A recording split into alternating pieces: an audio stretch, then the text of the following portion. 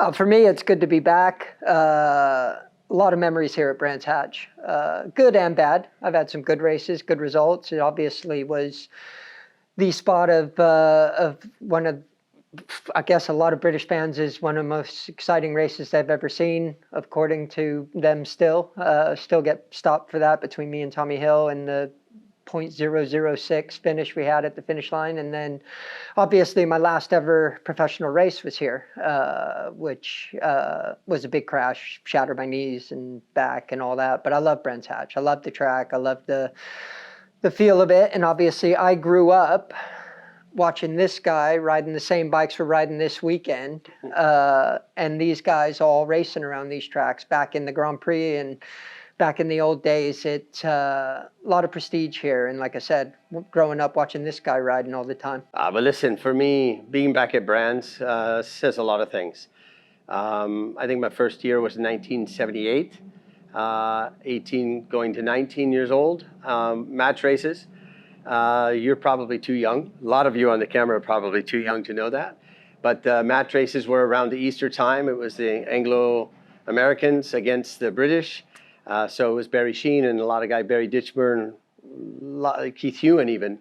And so when I think about that, we did 2 races here. We'd go to 2 races at Mallory and then, of course, Oulton Park. But coming here was something very special because this racetrack it is like the type of track for us. It has everything.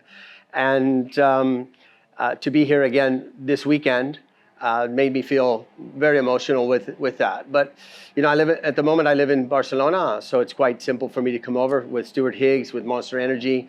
I connected with them and said, listen, if you want me to come over. And I didn't realize that this was an actual Monster Cup race. I think that they do a couple of them or something like per year. So I thought it would be cool to go. And then I heard John was coming, and then Niall wanted to jump in, Mackenzie. We used to call him Neil, but it's Niall. I never need much of an excuse to ride a motorcycle around Brands Hatch, but sometimes some bikes are more special than others. Today I had the incredible honour of riding a newly built TZ750, which is from the 70s. I'm not sure which year, but mid to late 70s, painted in Kenny Roberts colours. Only brings back memories, actually, before I was racing, of the famous transatlantic weekends, which were sometimes Oulton, Brands, Mallory, sometimes went to Snetterton. And what came with that was all the legends of the time. Of course, our own Barry Sheen, Mick Grant, Roger Marshall, but from America, the likes of Randy Mamola, who is also here this weekend, Kenny Roberts, Freddie Spencer, Eddie Lawson, all these guys came over, and then from that time on went on to do incredible things in motorcycle racing. But in their early careers, they came to entertain the British fans. It was an incredible festival, really. It's really good to be here. And I will say to you, riding a bike that someone like Phil Reed raced is super emotional. The gentleman passed away less than a year ago, and to know his passion and everything is the same passion that we all have as racers. But to actually go down that hill, you really feel a sense of something riding a motorcycle at speed, and especially when it's a 2-stroke, such as the 500. The sound of it, the 2-stroke, the smoke, the 2-smoke, and they call it.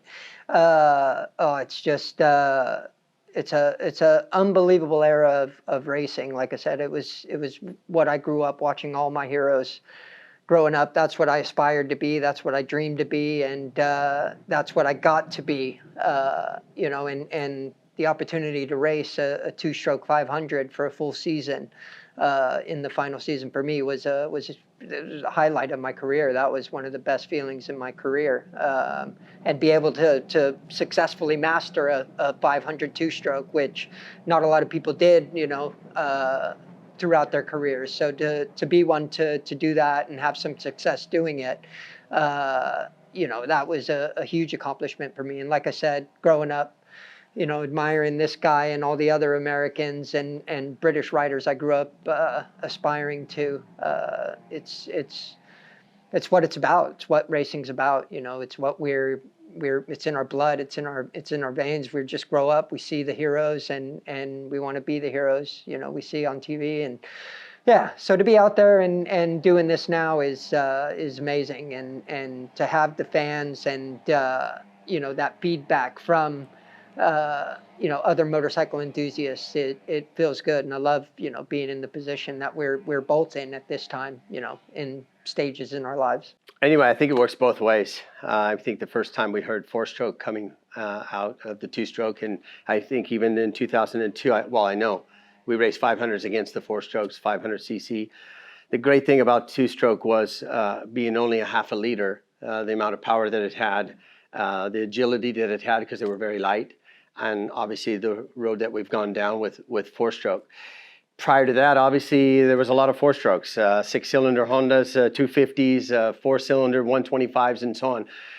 The next thing that I would like to say about it is there's the generation, I think that there's probably only one or two that actually rode on two-strokes now in Moto3 and Moto2, because everything in the national championships are all back to four-stroke.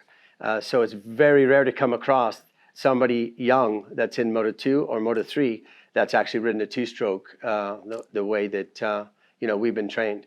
The great thing about that is the adversity that you have and the way of understanding and riding the motorcycles. The other thing is, obviously, we got a crowd out there that some of them know who I am, and there's others that don't, and there's all those young guys. And it was really funny because the bike that I was supposed to ride this morning is the 1980 bike that I won the British Grand Prix in. So most of the people here weren't born. I know I don't look that young, but I mean that old, but it's all plastic. Anyway, for me, this is my world. My world has always been about promotion and doing things. I knew from a long time that I was an entertainer because it's an entertainment sport. And I just took it to a different level, like some of the riders do, or some don't.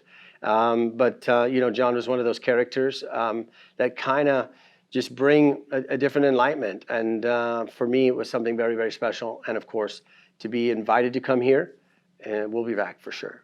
I rode my MotoGP bike. That was 2006. I rode because I remember it quite well as well, because it was the first event that I invited I had just started seeing my now ex-wife, but the mother of my two girls, beautiful girls, and still have a good relationship. But it was the first event that I invited her to. I wanted her to show her I was a big deal, and being the big celebrity at the big race. And it was before I'd ever even raced a BSB event. But I rode the Rizda Suzuki, it was exact weather as today, raining and pouring it down wet, but I still pulled stand-up wheelies. Yeah, I pulled a few stand-up wheelies in 2006 on the old Rizda Suzuki, but that was a good time. One of the other things that I have to say is the fan base that's here with BSB. I kind of laugh at it because it's an island. You guys live on an island, but you have a captive audience, and you have this way of doing things that Monster Energy likes to be a part of. The campgrounds and all of that, and just the fan base. And the fan base is so knowledgeable because they really look into things when they do it. I guess it also helps that we speak English and you guys speak English somewhat, but we depending on where you're at. Yeah, exactly. No. But it's true. I mean, today, even in the darkest weather, even though it hasn't really been that bad, there's still people that sit out there and watch racing because they can't get enough of it. Because they put on a good show. Very much looking forward to it. I can't wait till we all three get out and actually pull some laps together and get a little battle and bumping fairings between the three of us. Yeah, Freddie won't be here to police it. But no, I mean, tomorrow we hope for better weather. Obviously, you're filming this just before the first race on Saturday here at Brands Hatch, and I'm really looking forward to going down on the grid. I'm going to hand out the trophy for the 600 class. Trophies, which will be fun, but I want to go down on the grid. What everybody does here at Eurosport and so on with the television, it just comes across really, really well. The riders understand that they need to speak, and they do a really, really good job, very sanitation wise. Over that weekend, rushing around the UK to different racetracks, but they all come here, they wanted to race. That doesn't happen anymore. So always warm memories of these days.